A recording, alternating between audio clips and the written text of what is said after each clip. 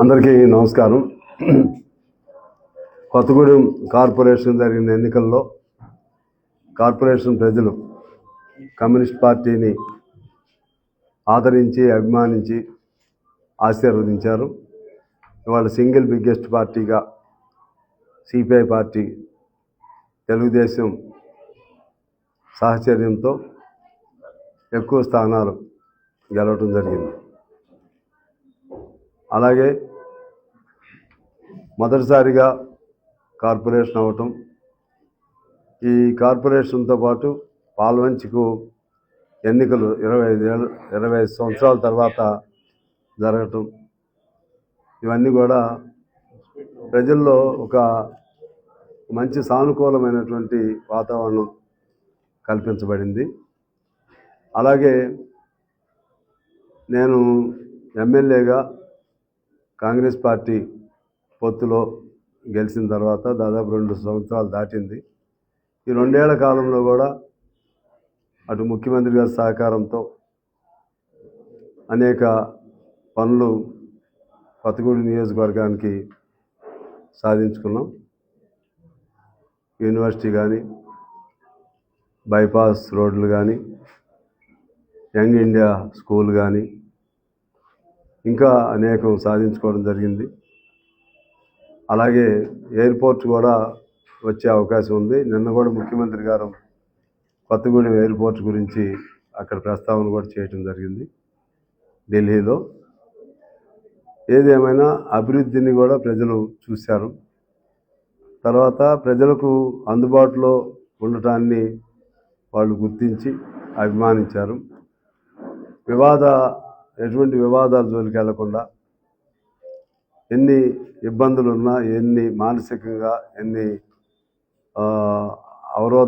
మానసికమైనటువంటి అవరోధాలు ఎదుర్కొన్నప్పటికీ కూడా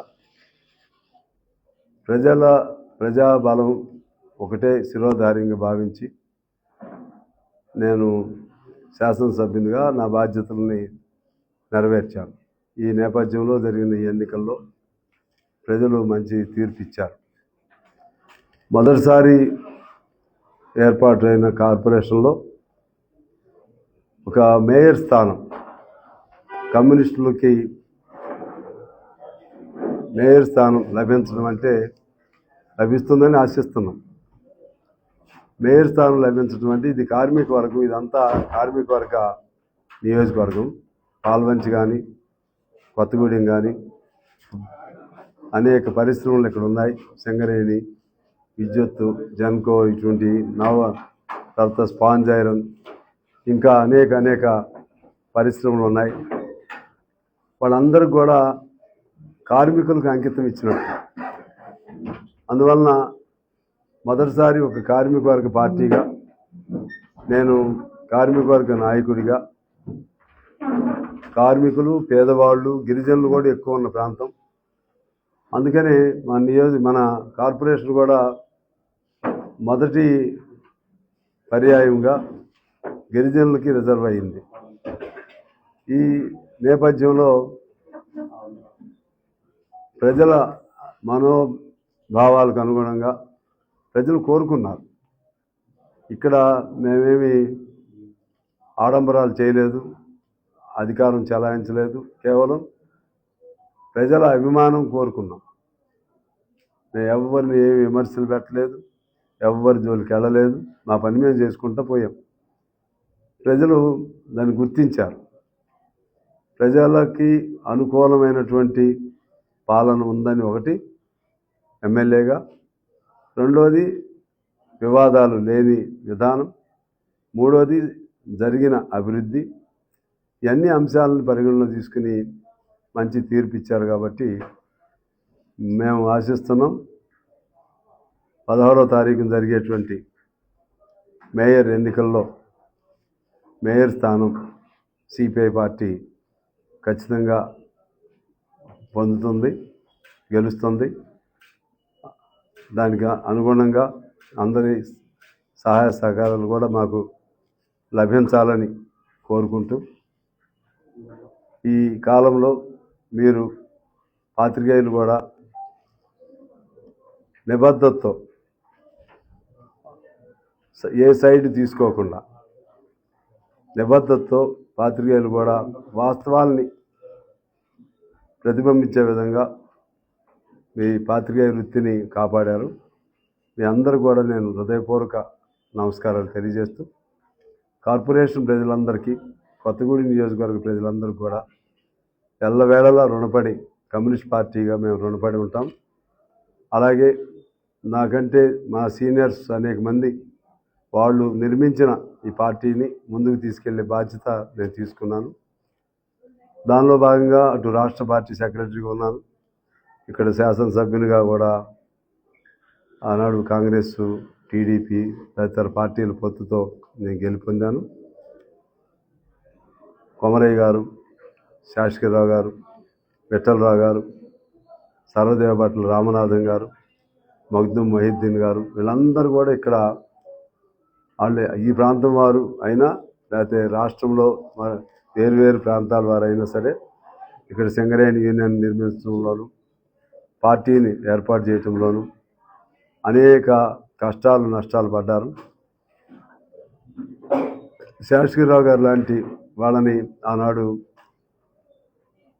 అటు రజాకారులు, నిజాం పోలీసులు, సెంట్రల్ పోలీసులు అందరూ కలిసి చుట్టుముట్టి వాళ్ళని చంపటం కూడా జరిగింది.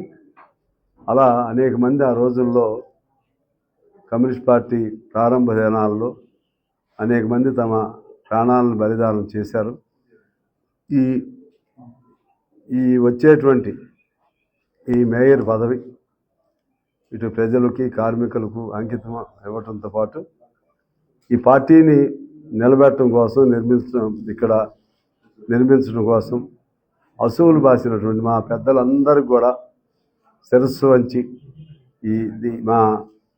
ఈ గెలుపును వారికి నేను మనస్ఫూర్తిగా అంకితం చేస్తూ మీ అందరికీ హృదయపూర్వక నమస్కారాలతో సెలవు. ఏం కాలేదు, ఇంతవరకు ఏం అనుకోలేదు. అంటే సహజంగా కమ్యూనిస్ట్ పార్టీని ఉండాలని చాలామంది కోరుకుంటున్నారు. కమ్యూనిస్ట్ పార్టీగా, ఎందుకంటే ప్రజల తీర్పులు కూడా గమనించారు. మేము కోల్పోయింది కూడా కొద్ది తేడాతోనే కోల్పోవడం జరిగింది. అంటే ప్రజలు ఈసారి కమ్యూనిస్ట్ పార్టీని గెలిపించాలని భావించారు. ప్రజల తీర్పుని వారు కూడా గౌరవిస్తారని చెప్పి ఇతరులు కూడా గౌరవిస్తున్నట్టుగా నాకు అర్థమవుతుంది.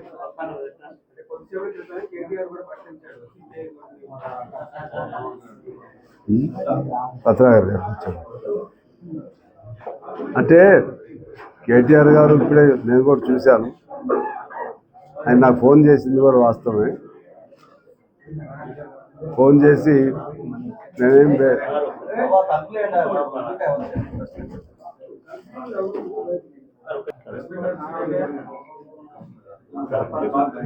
ఆయన కేటీఆర్ గారు కూడా కేటీఆర్ గారు ఫోన్ చేసింది వాస్తవమే. ఫోన్ చేసి ఆయన బేషరతుగా మీరు గెలిచారు కాబట్టి మీకు మద్దతు ఇస్తామని చెప్పి వారు చెప్పారు. అలాగే చాలామంది ఇండిపెండెంట్స్ కూడా సహకారం అందిస్తామన్నారు. మా దుర్గా ప్రసాద్ గారు ఆయన 51వ డివిజన్ నుంచి ఇండిపెండెంట్గా గెలిచారు. ఆయన కూడా స్వచ్ఛందంగా, అంటే దాదాపు మా ప్యానల్ ఆయన కూడా మా అందరి తరఫున ఆయన ఇండిపెండెంట్గా నిలబడ్డాడు. ఇట్లా కొంతమంది ఇండిపెండెంట్స్ కూడా సహకారం అందిస్తామంటున్నారు. అందువలన దాదాపు ప్రజల అభిష్టానికి అనుగుణంగానే మాకు సపోర్ట్ ఇవ్వడానికి చాలామంది సిద్ధంగా ఉన్నారు. నేను మాట్లాడలే, ఇంకెవరితో మాట్లాడాల. ఈయన దుర్గాప్రసాద్ ఏమో మా ప్యానలే కాకపోతే పేరు అవసరానికి పార్టీ పేరు కూడా పెట్టేవాడు. మేము ఇక వద్దులే అనుకున్నాం. మొదటి నుంచి ఆయన ఇండిపెండెంట్ కొనసాగుతున్నాడు కాబట్టి సిపిఎంలు కానీ ఇంక మేముగా ఎవరిని ఇంతవరకు అడగలేదు. ఓకే, మాట్లాడలేదు. మాట్లాడలేదు. ఏమైందో మనకు తెలియదు. ఇంక 2 రోజులు ఉంది కదా సమయం. ప్రస్తుతం అయితే ఇది వాస్తవం ఏంటంటే కేటీఆర్ గారు మాట్లాడింది వాస్తవం. ఇంకా ఏకపక్షంగా చెప్పలేము. అవి అల్టిమేట్గా పార్టీ అన్ని అంశాలను పరిగణలో తీసుకుని మాకు సూచనలు చేస్తుంది. దానికి అనుగుణంగా ఎలా ఉండాలనేది నేను నిర్ణయిస్తాను. మేయర్ అయితే కావాలి కదా, ఇక అందులో త్యాగం చేయలేంగా. అది ప్రజలే కోరుకుంటున్నారు. ప్రజల తీర్పుని అంగీకరిస్తూ ఇతరులు కూడా సపోర్ట్ ఇస్తామంటున్నారు కదా. మాకు ఎవరు సహకారం ఇస్తామంటే వద్దంటామా? ఎవరైనా మేము మీకు సహకారం చేస్తాం, సపోర్ట్ చేస్తామంటే వద్దంటాం మూర్ఖత్వంగా? వద్దాను కదా. ఒక అవకాశం వచ్చింది. ఆ అవకాశం మాకు గెలుపు కాదు, ఇది ప్రతి పేదవాడి గెలుపు. ఒక కమ్యూనిస్ట్ పార్టీ మన న్యూయార్క్లో ఆయన